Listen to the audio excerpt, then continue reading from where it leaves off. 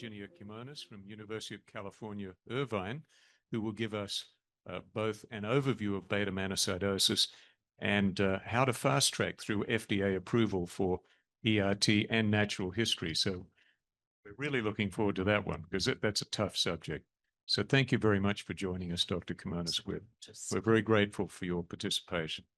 Thank you very much to the organizers, and thank you very much to the audience for listening to our talk. And this is the title.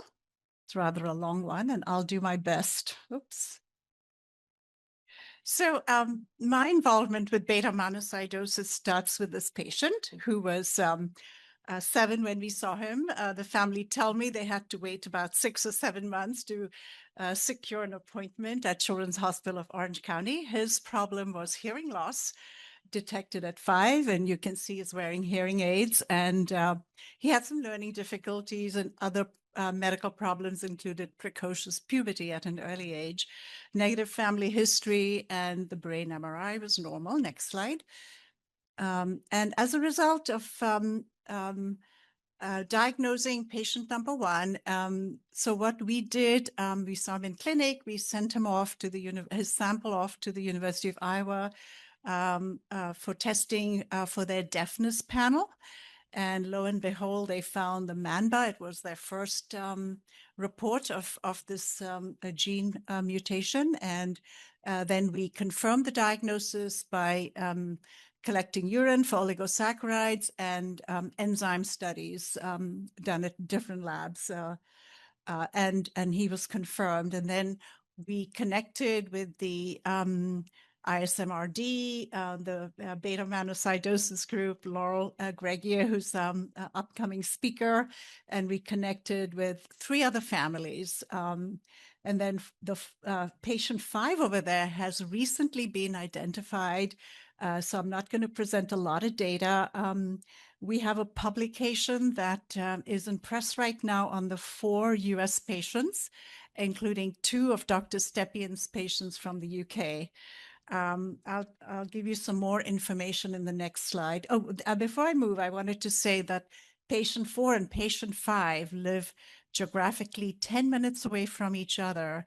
And by that basis, 2 in the same state, we should have at least 100 patients, right, in the US alone. So it's severely underdiagnosed, and you will see why. Next slide, please.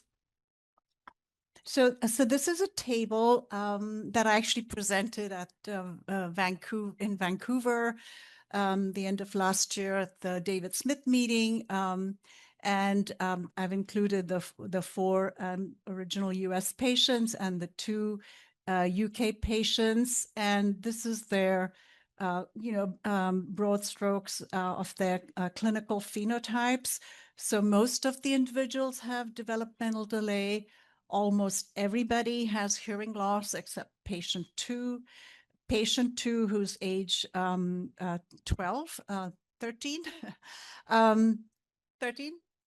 15. Oh, okay, I'm really made an error there. So he had a bone marrow transplant, you see, at age 4, despite which he is progressing. And you can see some of his clinical features: ataxia, nystagmus, dysarthria, and so forth. I'll share with you a little bit of the natural history data. Patient 3 has had delays, hearing loss. She's had seizures, which improved, and then it restarted.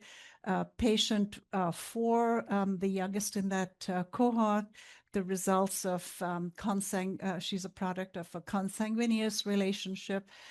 So she's had some structural abnormalities like a cleft palate and laryngeal cleft, which was operated. She has albinism. She has a unique phenotype called erythromelalgia, very painful red extremities. She has peripheral neuropathies. Angiokeratomas is something that resembles Fabry disease, and a lot of the patients have that. And then I know very little about patient 5 and 6 since they're Dr. Stepion's patients, but you can see that they have hearing loss as a uniform feature, then developmental delay, intellectual disabilities, with patient 5 having a lot of angiokeratomas, both of them actually having angiokeratomas, and both of them having normal MRIs.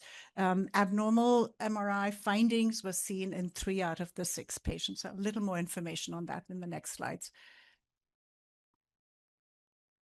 So you can see that there's a lot of heterogeneity with seizures, ataxia, autism, the hearing loss being very common, and angiokeratomas. Next slide, please.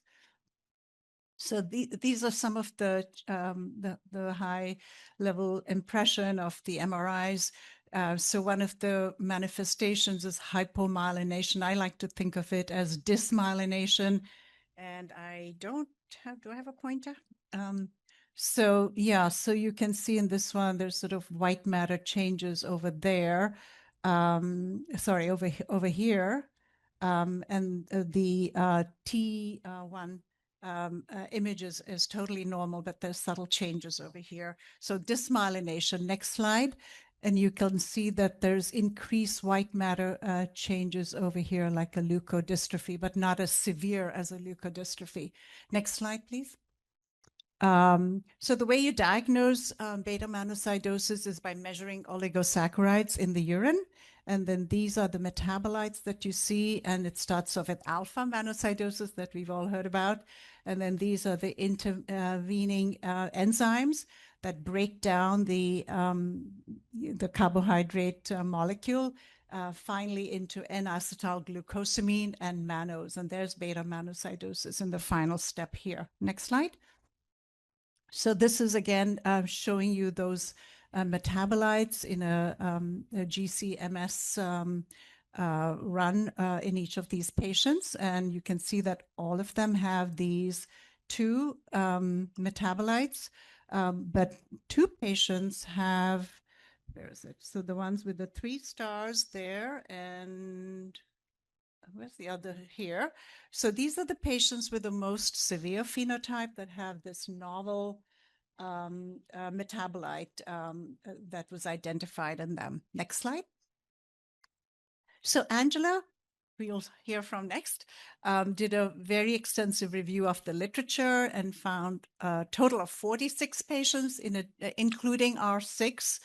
And this is the overview of the first symptoms. You can see hearing loss be the most common, developmental delay, intellectual disability, and so forth, seizures, and about 10%. And then these are the most frequent symptoms overall, and cognitive deficits were by far the most common, hearing loss in 74%, recurrent infections, angiokeratomas in half of them, seizures in 40%. So of course, the N is different because if they don't report it, then we can't say anything. So this is, every N is different. Thank you. Next slide.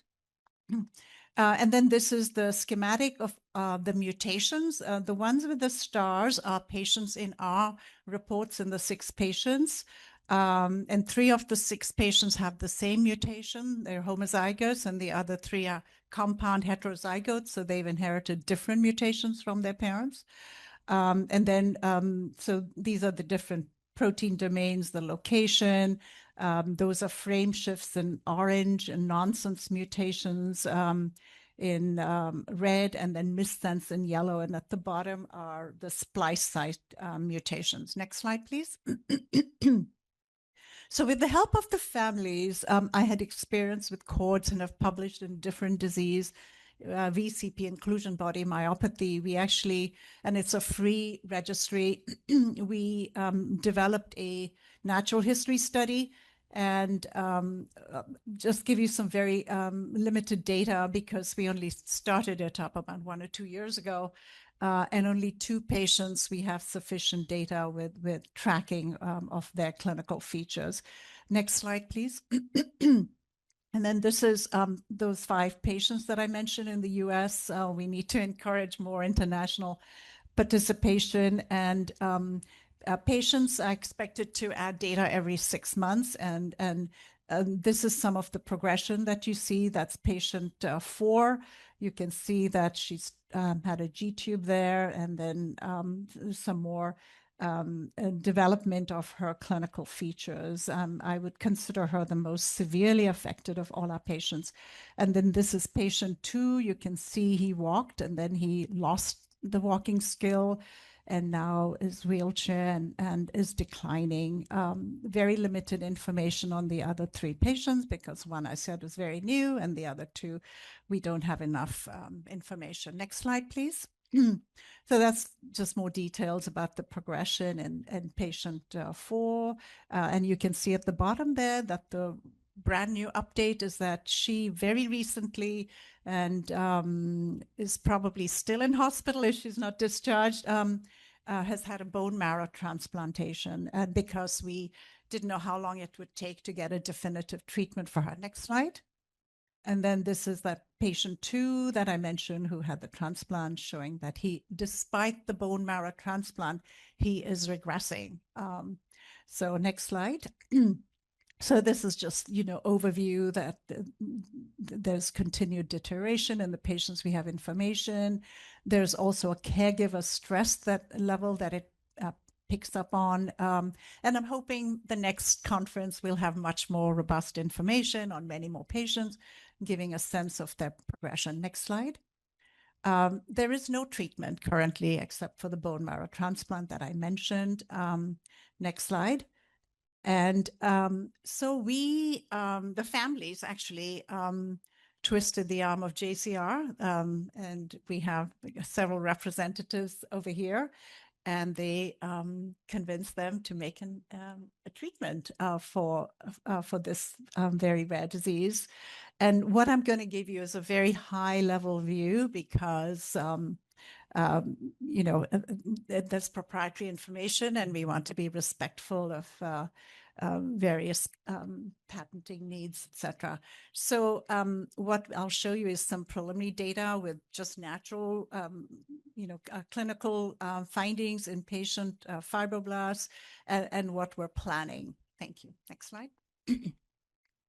This is what we're planning with the fibroblasts. First of all, I'll give you some data. So we're going to look at in response to the treatment, we're going to look at oligosaccharides, the enzyme levels, immunohistochemistry studies, and then pathways of autophagy and lysophagy with all the different measurements that are listed over there. Next slide. So this is some characterization of the fibroblasts that we have. The families have been amazing to work with. We have fibroblasts on every single patient, and we're planning on getting fibroblasts on every single parent, available parent of these patients. But this preliminary data is just on a couple of patients. So you can see that there is a 0 enzyme in beta-mannosidosis enzymes. That's normal, control, age and sex matched. And then that's the parents, and we expect them to be halfway there because they have 1 mutant copy and 1 normal copy.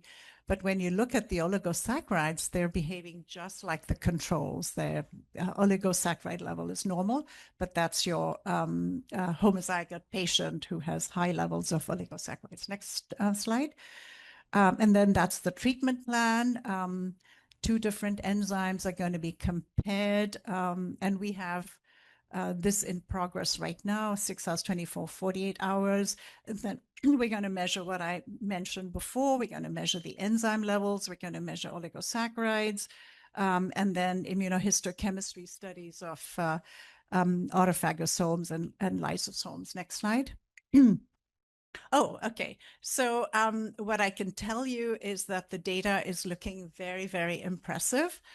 And we hope to share data with you at a future meeting. I also at this point want to mention that Angela Martin, our next speaker, is going to talk about our natural history studies with the animal model and the planning. We're not permitted at this stage to be talking about results yet. Thank you. So I would like to share a little bit of my experience with taking the drug to the FDA for obtaining an IND. This is the classical pathway where you do the preclinical stage, you do it in a GLP facility, and then you go through these, you get an IND to do patient-related trial work. Phase 1 refers to a trial in normal healthy controls, phase 2 in a few patients to make sure it's safe, effective, and then phase 3 is considered the pivotal trial where you do it in a bigger number of patients. You show it's not only safe, but it's effective. And then hopefully you submit an NDA and you get approval for the drug. And then there's a phase 4 post-marketing phase. And that's my experience. But now, next slide, please.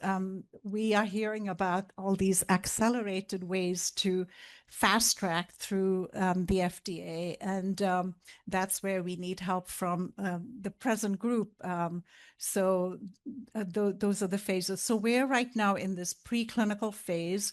We're getting close to submitting an IND with the help of the company, but we need to finish all our preclinical work to show that it's not only effective, but it's safe.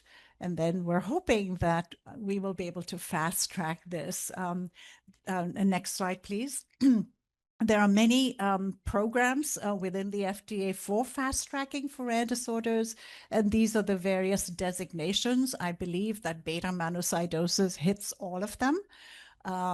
For breakthrough therapy, accelerated approval, priority approval, orphan drug designation.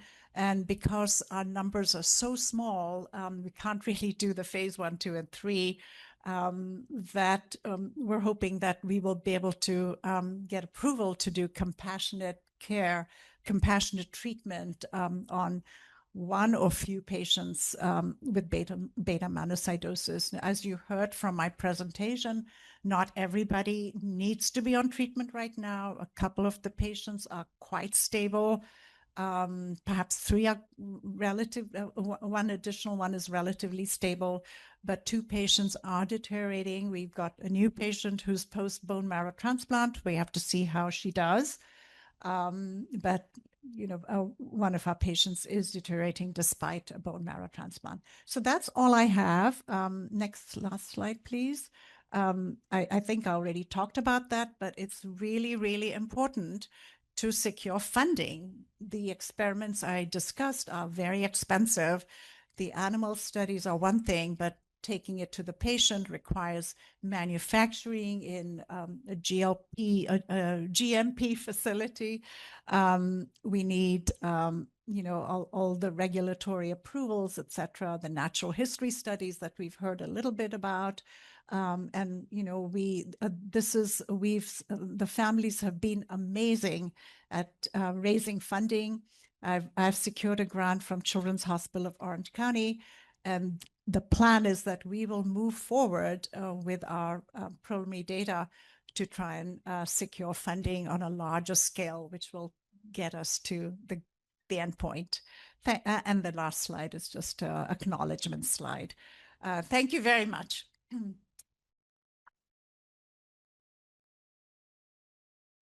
Dr. Kimonis, thank you for that beautiful presentation. It was very elegantly done. Any questions from the audience or online at the moment? Not so far. Looks like we might have one there. I was just going to, please, Dr. Lund. While he's coming to the microphone, I was just going to make a comment, and that is, in addition to the things you mentioned, for these diseases, getting orphan drug recognition is very important for sponsors of trials, because that voucher has some value, and it's part of the way that the legislation encourages development in rare diseases, because it's very, very expensive.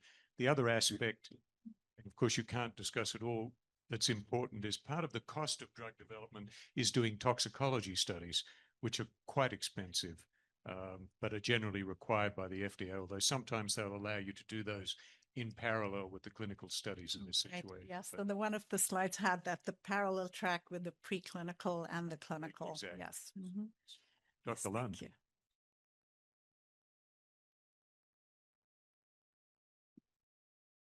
technical question on the MRIs. It looked like there was a lot of atrophy on one of the MRIs. So I was wondering about the age of the patient, because if it was a younger patient, it looked like the atrophy was out of proportion to the amount of white matter disease, and if that was a special feature.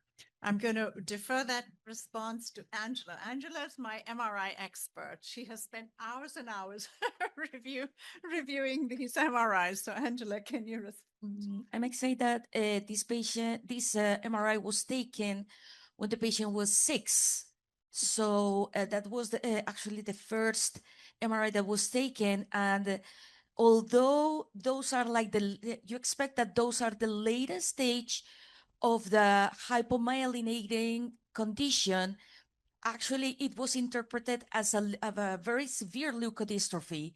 And that's why this patient went to a lysosomal storage disorder panel and also a leukodystrophy panel to be diagnosed. The evolution of this MRI actually showed the same pattern, although the cortical atrophy was worse than at the beginning. Just one technical question from me too. One of the patients you mentioned had homozygous mutations, as 3 of them, as well as at least one of them a more expanded phenotype. I just wondered in those patients if any of them had comparative genomic hybridization, or if there was a more expanded panel, even whole genome sequencing, because sometimes those patients with a more expanded phenotype have more than one diagnosis, and I wondered about that. Patient 4, Angela, I'm sorry, Angela, remind me, patient 4 had whole exome sequencing. They didn't report anything else, but I know the families want to do whole genome sequencing. Maybe that might identify some, because we have such heterogeneity and there's no other explanation. I personally think that patient 4 might have some other disorder as well because of the consanguinity, but we have to do still a lot of work to be done. Yeah. The only 2 additional findings on specifically this patient was a very high region of loss of heterozygosity, and it was like 26%. And the other finding was one pathogenic variant on the granulomatous disease, but it was those are the only findings that were found. Now, infection hasn't been a big problem, except of course during the bone marrow transplantation treatments. Thank you. Again, I think we'll move on now and ask Angela Martin-Rios to talk about treatment, and the title of her talk is Beta-Mannosidosis Revisited. Thank you. Okay, it's a pleasure to be here.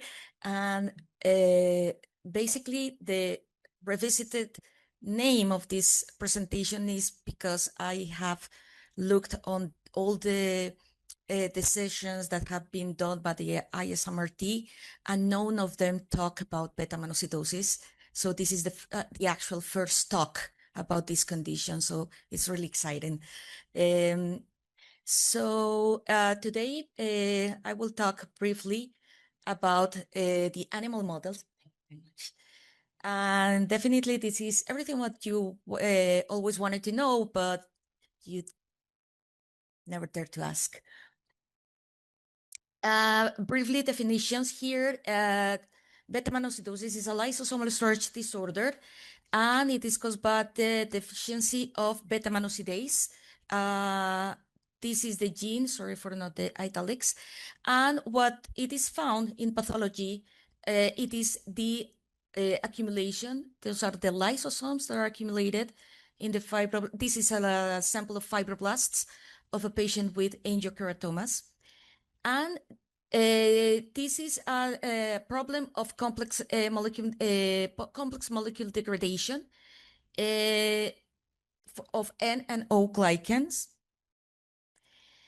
And it is very interesting, the history here, because it was first diagnosed in animals.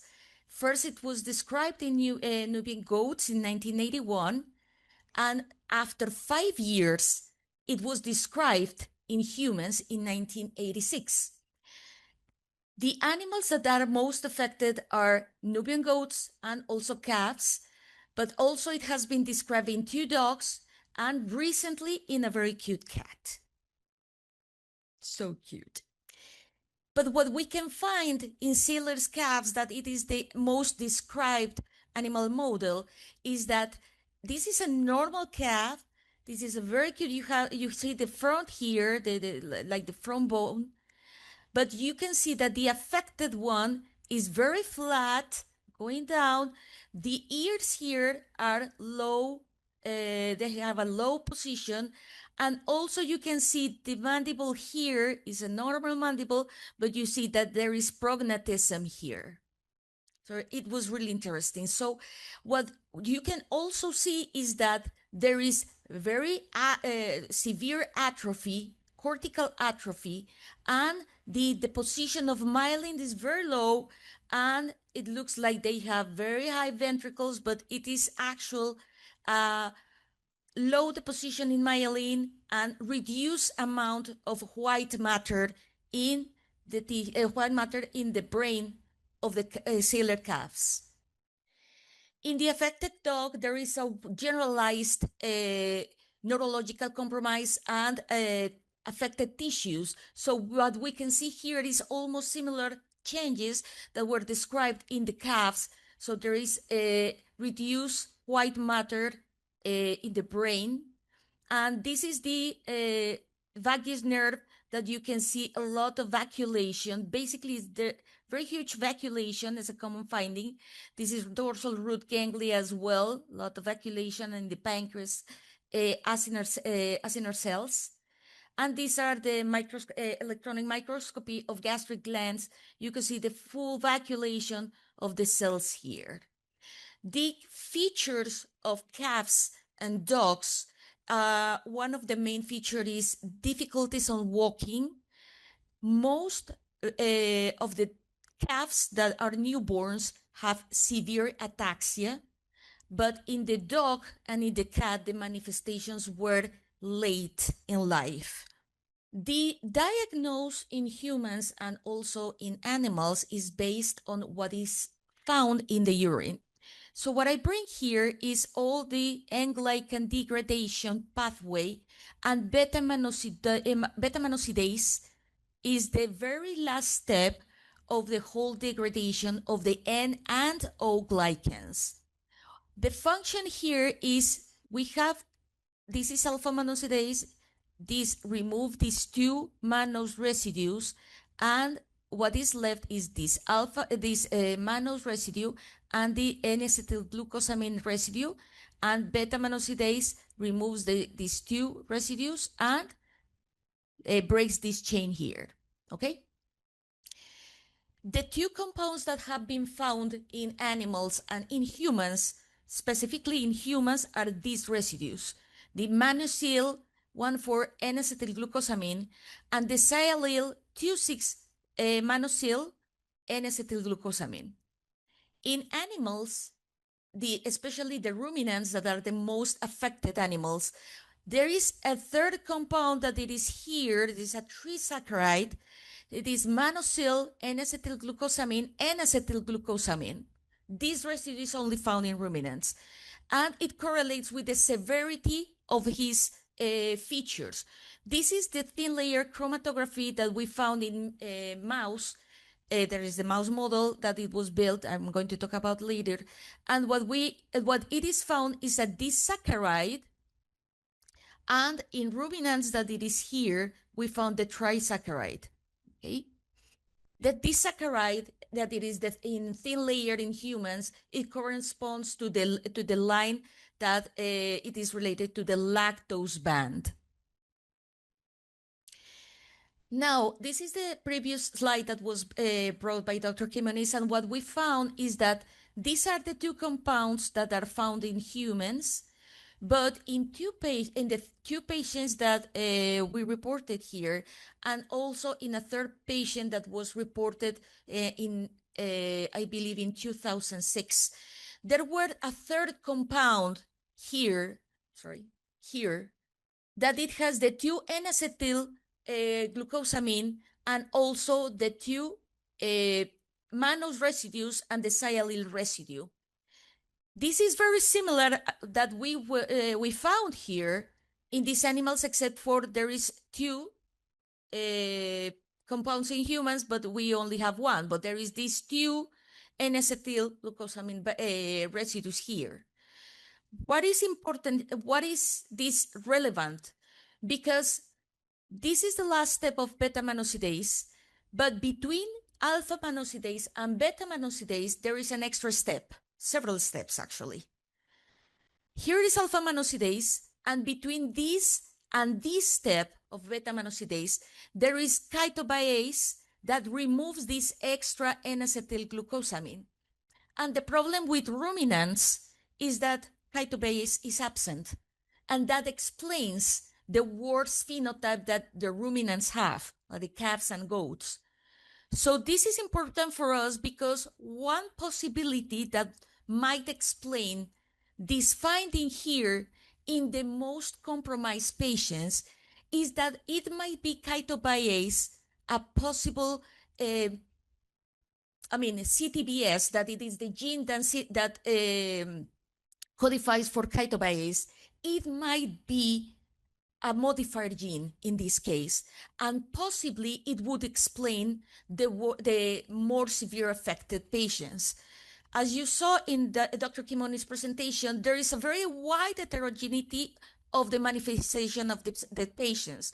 So maybe this could give us an explanation of that. We are currently doing natural history studies on our animal model. No, it's not a cow. It's too big for us. At University of Michigan, there is a mouse model that was constructed, and basically what it was done is to disrupt the 5th exon of this mouse. And the characteristics is that there is a huge vacuolation, especially in epididymis, but also there is vacuolation in kidneys, in thyroid cells, and in multiple cell neurons in multiple neurologic tissues. This is the comparison of the thyroid in the mouse, but also in goat. There is a huge and very worse phenotype in ruminants. But one feature that it was found is that the knockout murine model did not exhibit differences in general appearance, growth, or reproduction, and also there were no obvious mortality and behavior changes. So it was postulated by these authors that created this model that the milder phenotype was more similar to the human than to the ruminants. So what we are currently doing here as a natural history is, one, we tested 7-month-old mamba KO mice. We tried to recreate the phenotype and try to discuss and test further these mice. And also we complemented the biochemical features, because at the beginning, the enzyme activity in these mice were tested, but not the accumulation of the oligosaccharides. Basically, these are our natural history. We tested homozygous mice, heterozygous, and wild types of the same litter mate. And we did different tests that I am going to show here. And the first were sacrificed at 7 months of age. We have other that were at 12 months of age, and we tested all these compounds. What we found is that in the elevated plus maze that are basically tested for anxiety and locomotor activity, we found no statistically significant differences, but there were very little differences here. I mean, the statistical significance was 0.05 something, okay? But in the other tested in elevated plus maze, when we are measured the total distance and also open field test, we didn't show any differences. It was at 7 months. The Rotarod test only showed differences between the homozygous and heterozygous and wild type at the beginning of the test, but so forth until the 7 months, they didn't show any differences, as well as novel object recognition, there were no differences. Okay, so it seems that the phenotype of these mice are very mild in terms of behavior and motor testing. But the enzyme activity showed negative, like the absent enzyme activity, and the heterozygous showed half of the activity that it is expected for this genotype. But the oligosaccharides showed a very high accumulation on brain tissue of these mice. Why we decided to use this mouse, although the phenotype is very mild, because of the basically the biochemical derangement, since there is a very wide heterogeneity manifestations in humans, but the mouse showed accumulation of the oligosaccharides, we go with this mouse model. This is widely talked in this conference, but there are several treatment approaches for this condition. Yeah, 2 patients have received a transplantation. 2 here in the US, 1 in the United Kingdom. But the best friend of a human and the worst enemy of a potential enzyme replacement therapy is the blood-brain barrier, because no enzyme processes it. So some of the approaches that can be used for the treatment of these patients are gene therapy or transferrin receptor antibody, that basically is a technology that uses a humanized anti-transferrin receptor antibody that it is attached to an enzyme. And this therapy has been already approved for Hunter disease and has successful clinical studies in Hurler disease. So this technology is being recently used for other therapies besides metabolic disorders, as is being used for cancer treatment. So what we intended to do is to use this technology here. So what we are doing here is testing 2 treatments on mice. We are currently doing the PK study to determine the efficiency of this enzyme to reach the tissue. And we are planning to give these results soon. Basically, what we conclude is the motor and behavioral phenotype of the mouse model is more similar to the milder manifestations of beta-mannosidosis, although from the biochemical standpoint, the mouse model is definitely a good model. And the enzyme replacement therapy with an anti-transferrin receptor, it's a good approach for this treatment. Our future steps is to test CTBS, a modifier gene that could explain the heterogeneity on beta-mannosidosis. We need to do more research on modifier genes, not only with beta-mannosidosis, but other heterogeneous diseases on the glycogenosis. And we are working on publication on these potential therapies, and definitely we need a fast-track approach for patient treatment. These are my acknowledgements. Thank you very much, and thank you. Very much for that comprehensive review. We're running just about on time, so I'd ask you just to hold questions for now while we move on to our next speaker, who's Laurel Grieger, an ISMRD board member who's going to speak to the patient voice, specifically beta-mannosidosis as a parent and advocate, the lost enzyme. Laurel. Thank you. Is this working? Yes, please. Wonderful. Good afternoon. My name is Laurel Grieger, and I'm here today to introduce you to the faces of beta-mannosidosis, unmet needs in this population, and the Lost Enzyme Project. I am an ISMRD board member, co-founder of the Lost Enzyme Project, but most importantly, I'm the mother of a child with beta-mannosidosis.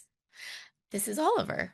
Oliver was diagnosed with beta-mannosidosis at the age of 4 at the Mayo Clinic. He was the first person diagnosed with this disorder in the United States. And as you can imagine, there was very little information about the disease or what Oliver's future might look like. Oliver was referred to Dr. Orchard and the University of Minnesota Fairview team for an immediate bone marrow transplant, again, a first for the disease. Oliver is now 15 years old and a passionate LA Lakers fan. He's a gentle, kind, and patient boy with a wonderful sense of humor. When I asked him what he wanted for his birthday this year, Oliver said he'd like to be 7 years old again so that he could walk and see. Within the last year, Oliver has lost his, Oliver's lost his ability to stand. On a good day, he can walk a few feet with his rollator. He's now considered blind due to dual nystagmus and worsening vision, and he's no longer able to dress himself, swim, or bathe independently. His struggles with swallowing and a neurogenic bladder also impact his life. These are devastating losses, especially for a teenage boy who's wanting to explore the world and build relationships. To illustrate Oliver's progression, I have 2 videos to share. The first is Oliver walking at the age of 8, and the second I shot just last month during a physical therapy session. Then we can go and check out that point and follow you. Keep going.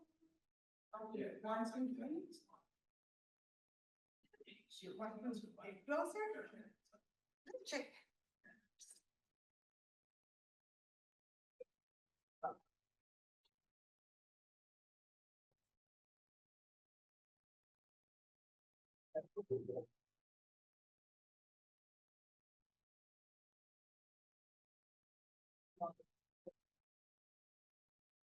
While I believe the transplant helped Oliver and helped slow the progression of the disease, Oliver desperately needs disease-specific treatment that will deliver enzyme to his brain. Treatment is Oliver's greatest need. Now I'd like to introduce you to Skylar. Skylar is an outgoing and spirited 4-year-old girl who loves to be in the middle of whatever her big brothers are doing. Skylar began showing symptoms of beta-mannosidosis in infancy and was diagnosed shortly before her first birthday. Skylar has a complex medical history. Some challenges include hearing and vision loss, chronic pain, cognitive delay, chronic infections, swallowing and GI issues, and white matter changes on the brain. Skylar is currently undergoing a bone marrow transplant in Salt Lake City. I want to show a video of Skylar in hospital.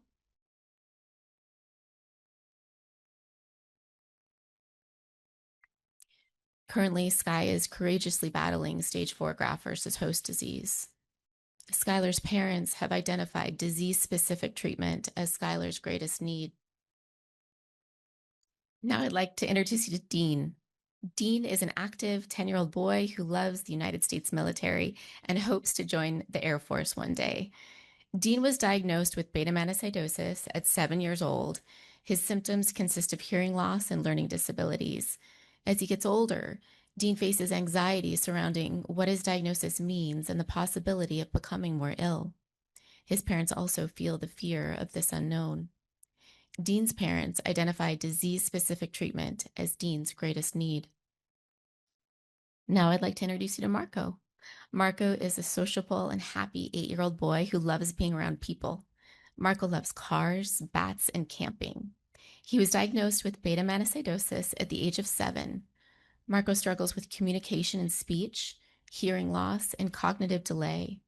His parents worry about the emotional, physical, and social impact of this disease and what it means for his future. Marco's parents identify disease-specific treatment as Marco's greatest need. Finally, I'd like to introduce you to Kendriona. Kendriona is a 15-year-old girl who loves dancing, being outdoors, and being with peers. She also loves Hello Kitty and Peppa Pig. Kendriona was diagnosed at the age of 7 after finding white matter changes on her brain. Her symptoms include hearing loss, intellectual disability, optic nerve damage, gross motor impairment, and behavioral issues. Kendriona's parents identified disease-specific treatment as Kendriona's greatest need. The following slides reflect the data from the survey conducted regarding beta-mannosidosis patients and unmet needs in this population. As you can see, the most common symptoms are neurological decline and developmental delay.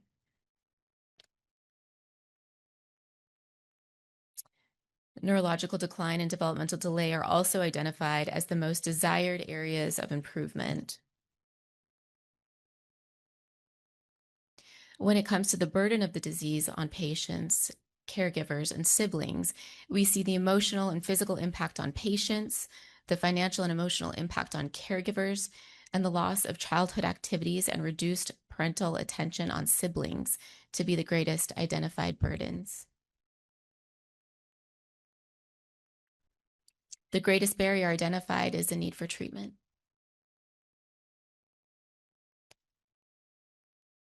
These are just some of the faces of beta-mannosidosis. Their greatest need is for disease-specific treatment that reaches the brain.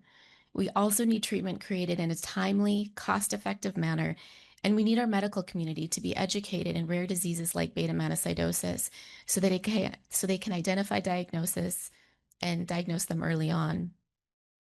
With progressive disease, every moment counts, and our children simply cannot wait. I'm honored to be a member of the ISMRD, who provide a platform to locate other beta families and to advocate for this disease. Together with the incredible beta families here with us today, the Lost Enzyme Project was created to meet rare challenges head-on and create a better future for those patients diagnosed with beta-mannosidosis. Currently, the Lost Enzyme Project is supporting preclinical enzyme replacement studies conducted at the Kimonos Lab at the University of California, Irvine. Beta-Mannosidosis enzyme has been developed and donated by JCR Pharmaceuticals with their state-of-the-art J-Brain cargo technology. We are forever grateful to JCR and their incredible generosity. The Lost Enzyme Project is also working towards patient identification, disease education, and establishing a strong natural history study. But we still have a long way to go to get treatment to patients. And perhaps one day even make gene therapy a reality for this terrible disease. The needs of those with beta-mannosidosis are the needs of rare disease. We need cost-effective treatments, and we need them now. As parents, we are tasked with watching our children suffer, and for some die. With current advancements in medicine, these outcomes are not acceptable. If you're in this room today, you know the obstacles we face. You see us, you hear us, and you're battling with us to change the future. We are champions of the ultimate underdogs, those patients and families who suffer the most and are afforded very little attention from the medical community, funding for research, treatment development, and advocacy from larger regulatory boards and political systems. Rare disease often feels like a very lonely mountain. But at the end of the day, love ties it together. Thank you all for your wonderful work and for loving these beautiful lives. For more information on the Lost Enzyme Project, please visit our website at the lostenzymeproject.org or use the QR code. We also have a podcast, These Kids Can't Wait, Discovering the World of Rare Disease, and it is available on YouTube, Apple, and Spotify. Thank you very much. Well, thank you very much for that very moving and powerful presentation. I think sometimes those of us who are used to sitting on platforms forget that coming and sharing something that's so close to you and so emotional is very difficult. So we appreciate your courage in doing that, as well as what you're doing for your child and other children. So thank you very much for that. Any questions or comments at this point? If not, we might move on to the next section, which is, oh yes, please. I would like to ask a question of the audience. So as you know, we're working on an enzyme, which is looking extremely promising. All we can say is that there's great hopes that it'll get to the patient, hopefully with the fast track. Oh, sorry. Okay, so you heard that. But my question is pertaining to the pathway that Angela shared with us, where mannose and N-acetyl glucosamine are right at the end. And as a metabolic geneticist, I am familiar with feedback loops. So my question to the other experts is, if we give the mice, the cells, patients, and NAC or mannose, maybe try and inhibit the upstream pathways and reduce the production of those bad metabolites that are accumulating. What do you think? Is it worth a try? I'm looking at and Troy over there.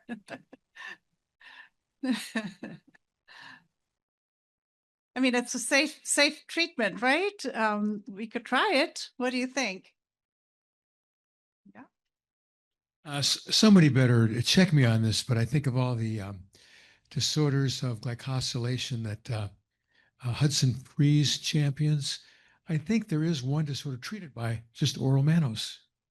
There's got to be a lot of safety data if I'm correct on that. You're absolutely right, Chip. The disorder is mannose phosphate isomerase deficiency, and we actually identified a patient and treated that patient effectively with mannose about 25 years ago, and that is standard therapy for that particular disease. It's interesting because much more common phosphomannomutase 2 deficiency does not respond to mannose directly, although encapsulated mannose might work. But I was just suggesting to Dr. Kimonis, it would be a straightforward thing to do in the mice, I think, as an initial experiment. And if you saw some benefit from that, we certainly know from studies that have been done, mannose seems to be safe to give to patients. So I think that would be a very reasonable thing to try. Absolutely. Other good questions? Any questions or comments at this point? Well, if not, I might ask Dr. Janis back again to talk about potential outcome measures for beta-mannosidosis. Yeah, why don't you stay up here? So maybe I don't even need to be up here. We've got the experts here. Do you have, what would you think right now for good candidate outcomes? I mean, urinary biomarkers. Do you have comments on that? Yeah, going by our patient and fibroblasts and the animal model, it looks like that's an excellent outcome, looking at oligosaccharides, looking at enzyme levels. Of course, it's really disappointing that our animal doesn't have much of a phenotype, but, we need to do more studies longer, earlier. Yeah. I really like your SARA study that you mentioned. I think that's a great outcome. I've been involved with different kinds of outcomes like PD, QOL, the PROMISE. I don't know how good it is for the pediatric population, but I've used it for adults, the standard quality of life. What is it called? The SF 36, exactly. Those are the things, but you are the expert. Well, I would not say that I'm the expert on that, but those are great comments. So thinking about beta-mannosidosis and what Dr. Whitley was talking about, phenotypes. So do we have 3 established phenotypes? Infantile, is there a congenital? Infantile, juvenile, and adult onset beta-mannosidosis? It's pretty difficult in terms of establish specific manifestations because, okay, basically what we have found on the description of the patients, it is an overlap of symptoms, and it is more like a severe manifestations and mild manifestations. So it's not like there is specific manifestation for the periods of life. It's more like a mild phenotype and severe phenotype.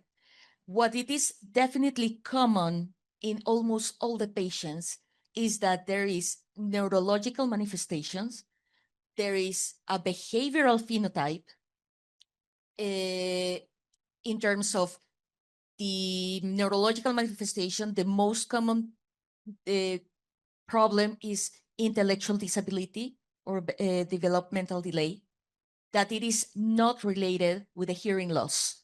That is one specific thing that we have found. The second thing is that the behavioral phenotype is specific of beta-mannosidosis.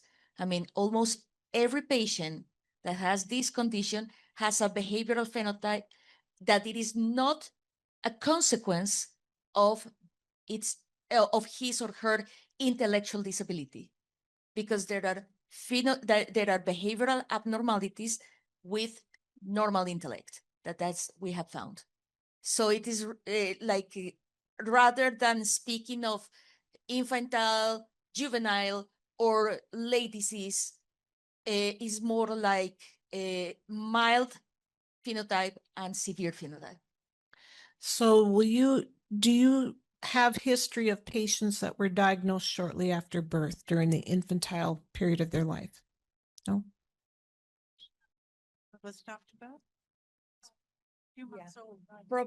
Probably one patient was diagnosed, but it is funny because she was diagnosed based on other manifestations than the usual manifestations of beta-mannosidosis.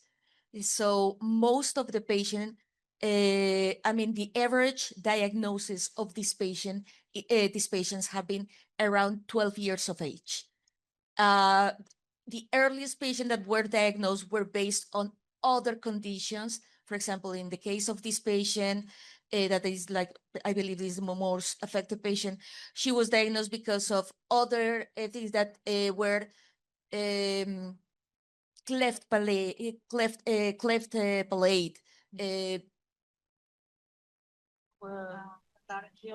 yeah. Deafness, I guess, yeah. Okay. Feeding difficulties. Did you ever? I'm also thinking that the walk test would be a useful study. And ataxia. Ataxia. Right? Sarah would be good for the ataxia, Yeah, right? the Sarah would work, and that might be a candidate for an outcome measure.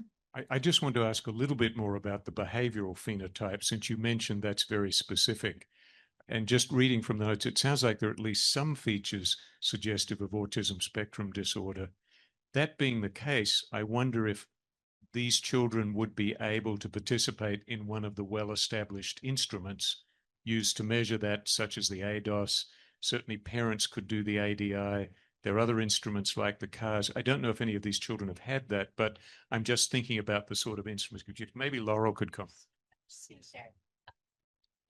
Oliver's had a long history of neuropsych evaluations here at the University of Minnesota Fairview.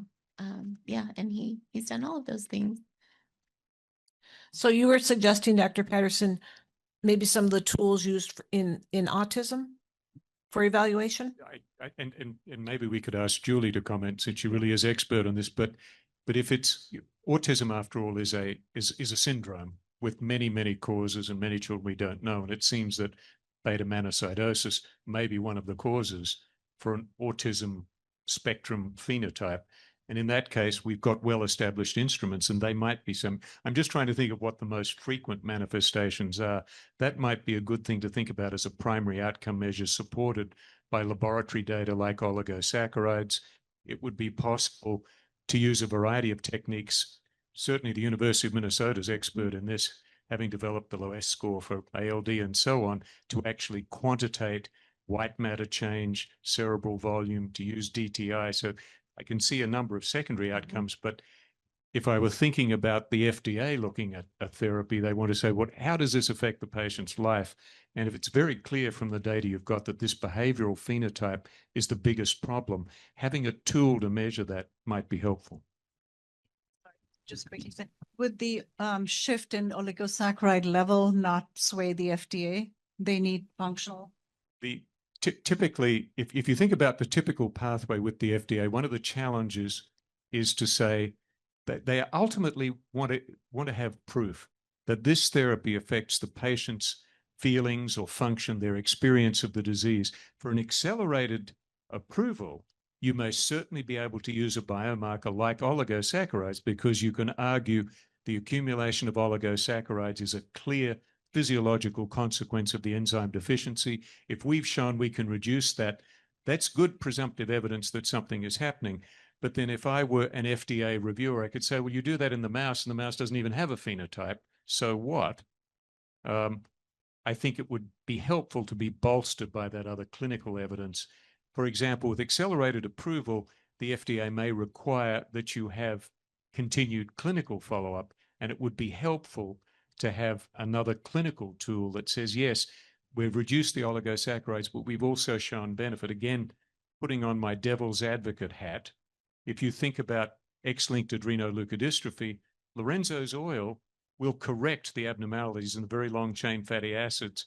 But unfortunately, in the case of Lorenzo himself and other children with well-established disease, that didn't translate to clinical benefit. So again, I think it comes back to this issue of linking clinical benefit to a biomarker. So I think you probably want both, and it might be sufficient even to justify an accelerated approval. But I think you want to have links, and it looks like in the case of Oliver, some of that data is there, and it may well be for other children that could be put together. I was just going to add, I do frequently speak to parents of children with beta-mannosidosis, and many of the children have been diagnosed on the autism spectrum. So I think that would be an excellent marker. Just to add a little bit about the behavioral phenotype, one of the, the diagnoses that fall under that spectrum is autism disorders, aggressiveness, perseverance, even Gilles de la Tourette manifestations, especially aggressiveness and autism. So probably, as I said, you said that probably what we need is to refine a test, a tool to measure those outcomes. So what I'm hearing is there may not be, at least that we know of, a very rapidly progressive severe infantile phenotype that we commonly see. Most of the children are diagnosed right now around 12 years of age at this time. And there is an intellectual component to this, a cognitive and a behavioral, as well as ambulation and speech vision loss. And if we want to get a drug into clinical trials as rapidly as possible, we might be able to get accelerated approval using a non-invasive like urine oligosaccharide biomarker, but then the FDA would require ongoing stipulations of ongoing follow-up to confirm that there's actually clinical benefit for the patient. Is that kind of what we're discussing here? I wonder if we could ask, again, if Dr. Isengard could comment, because I think one of the challenges, thinking back to my many years in the office, these children often have difficulty participating in the examination. So it's easy for me to sit here and say, well, do the ADOS, do this and that. For someone who's already got some degree of cognitive impairment, for whom a new environment is challenging, those can be difficult things. But maybe Dr. Isengard could speak to some of the approaches to assessing children with these sorts of problems and how that might be addressed. Well, thank you very much. The original reason I was calling your attention is just to raise awareness. Many of you may already know about the Reagan-Udall Foundation for the FDA. And they've done many workshops on kind of the accelerated approval pathway. In February of last year, they had a day-long public workshop. You can find it. It's called Qualifying Biomarkers to Support Rare Disease Regulatory Pathways. They used it for heparan sulfate, which is the storage species known to be associated with neurocognitive decline in the MPS disorders. So I just hear you talking about urine oligosaccharides and how can we bank on those to push a therapy forward. I think the discussions on this video are really valuable. There are a lot of interactions with FDA. Was really well represented there. And then, of course, leading experts, neurogeneticists, neurologists, talking about it. And I think there's a lot to learn from it. So that was one piece that I wanted to say.